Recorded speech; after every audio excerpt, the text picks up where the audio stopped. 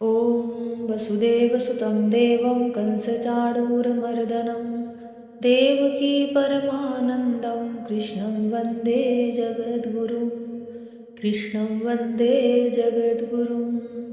जय श्री कृष्णा मेरी soul family, आध्यात्म आपके अपने चैनल पर आप सबका बहुत बहुत स्वागत है। श्रीमद् भागवत महापुराण का अष्टम स्कंद चल रहा है, 5वां अध्याय।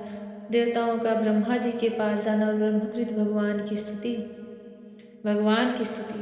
श्री सुखदेव जी कहते हैं, परीक्षित, भगवान की यह गजेंद्र मोक्ष की पवित्र लीला समस्त पापों का नाश करने वाली है, इसे मैंने तुम्हें सुना दिया। अब रैवत मनवंतर की कथा सुनो। 5वें मनु का नाम था रैवत। वे चौथे मनु तामस के सगे भाई थे। उनके अर्जुन, बलि, विंध्य आदि कई पुत्र थे। उस मनवंतर में इंद्र का नाम था विभु और भूतरय आदि देवताओं के प्रधान गण थे। परीक्षित, उस समय हिरण्य, रोमा, वेद, शिरा, ऊर्ध्वबाहु आदि सप्तर्षि थे। उसमें शुभ्र ऋषि की पत्नी का नाम था विकुंठा। उन्हीं के गर्भ से वैकुंठ नामक श्रेष्ठ देवताओं के साथ अपने अंश से स्वयं भगवान ने वैकुंठ नामक अवतार धारण किया। उन्होंने लक्ष्मी जी की प्रार्थना से उनको प्रसन्न करने के लिए वैकुंठ धाम की रचना की थी। वह लोक समस्त लोकों में श्रेष्ठ है। उन वैकुंठनाथ के कल्याणमय गुण और प्रभाव का वर्णन मैं संक्षेप से तीसरे स्कंध में कर चुका हूँ। भगवान विष्णु के संपूर्ण गुणों का वर्णन तो वह करे जिसने पृथ्वी के परमाणुओं की गिनती कर ली हो। छठे मनु चक्षु के पुत्र चाक्षुष थे। उनके पूर्व पुरुष सुधुम्न आदि कई पुत्र थे। इंद्र का नाम था मंत्रधुम्न और प्रधान देवगण थे आप्य आदि। उस मनवंतर में भविष्यमान और वीरक आदि सप्तर्षि थे। जगतपति भगवान ने उस समय भी वैराज की पत्नी संभूति के गर्भ से अजित नाम का अंशावतार ग्रहण किया था। उन्होंने ही समुद्र मंथन करके देवताओं को अमृत पिलाया था तथा वे कच्छप रूप धारण करके मंदराचल की मथनी के आधार बने थे। राजा परीक्षित ने पूछा, भगवान ने क्षीर सागर का मंथन कैसे किया? उन्होंने कच्छप रूप धारण करके किस कारण और किस उद्देश्य से मंदराचल को अपनी पीठ पर धारण किया? देवताओं को उस समय अमृत कैसे मिला?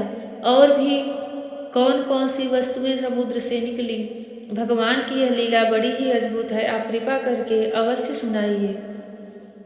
आप भक्तवत्सल भगवान की महिमा का ज्यों ज्यों वर्णन करते हैं त्यों ही त्यों मेरा हृदय उसको और भी सुनने के लिए उत्सुक होता जा रहा है। अघाने का तो नाम ही नहीं लेता। क्यों न हो, बहुत दिनों से यह संसार की ज्वालाओं से जलता जो रहा है।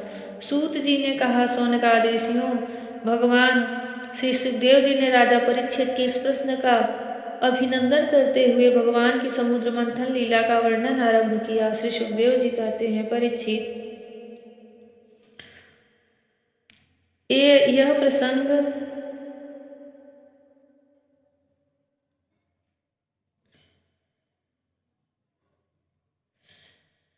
किया। श्री सुखदेव जी कहते, परीक्षित, जिस समय की यह बात है, उस समय असुरों ने अपने तीखे शस्त्रों से देवताओं को पराजित कर दिया था। उस युद्ध में बहुतों के तो प्राण पर ही बन आई। वे रणभूमि में गिरकर फिर न उठ सके। यह प्रसंग विष्णु पुराण में इस प्रकार आया है। एक बार दुर्वासा जी वैकुंठ लोक से आ रहे थे। मार्ग में ऐरावत चढ़े देवराज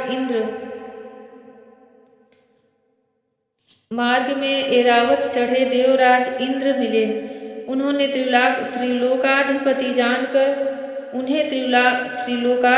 जानकर दुर्वासा जी ने भगवान के प्रसाद की माला दी, किंतु इंद्र ने ऐश्वर्य के मद से उसका कुछ भी आदर न कर उसे ऐरावत के मस्तक पर डाल दिया। ऐरावत ने उसे सूंड में लेकर पैरों से कुचल डाला। इससे दुर्वासा जी ने क्रोधित होकर शाप दिया कि तू तीनों लोकों सहित शीघ्र ही श्रीहीन हो जाएगा।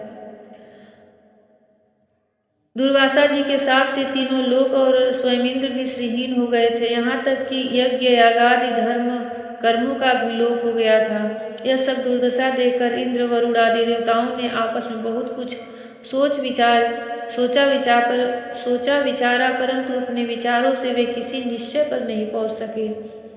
तब वे सबके सब सुमेरु के शिखर पर स्थित ब्रह्मा जी की सभा में गए और वहां उन लोगों ने बड़ी नम्रता से ब्रह्मा जी की सेवा में अपनी परिस्थिति का विस्तृत विवरण उपस्थित किया।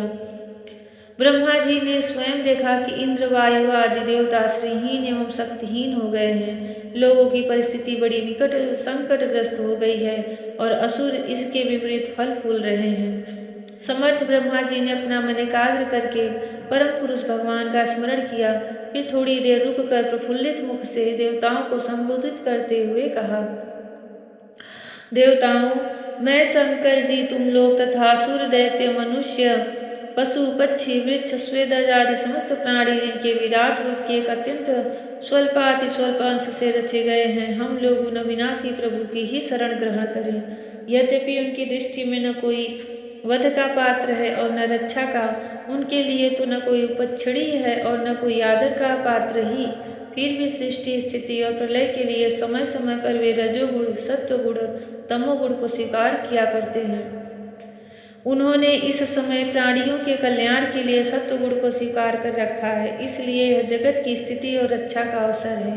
अतः अब हम सभी उन्हीं जगत गुरु परमात्मा की शरण ग्रहण करते हैं। वे देवताओं के प्रिय हैं और देवता उनके प्रिय, इसलिए हम निज जनों का वे अवश्य ही कल्याण करेंगे। श्री सुखदेव जी कहते हैं, परीक्षित, देवताओं से यह कहकर ब्रह्मा जी देवताओं को साथ लेकर भगवान अजित के निज धाम वैकुंठ में गए।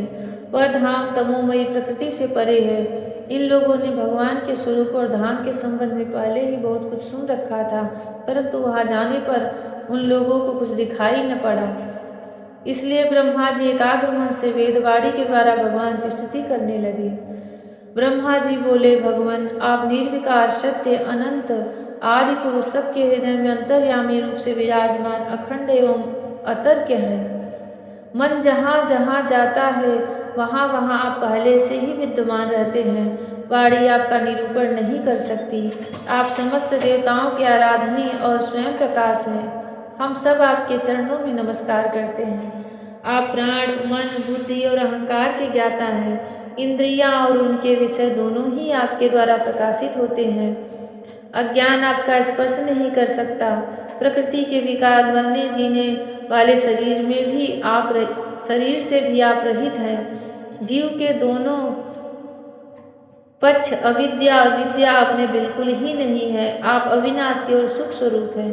सतयुग, त्रेता और द्वापर में तो आप प्रकट रूप से ही विद्यमान रहते हैं। हम सब आपकी शरण ग्रहण करते हैं। यह शरीर जीव का एक मनोरथ चक्र रथ का पहिया है।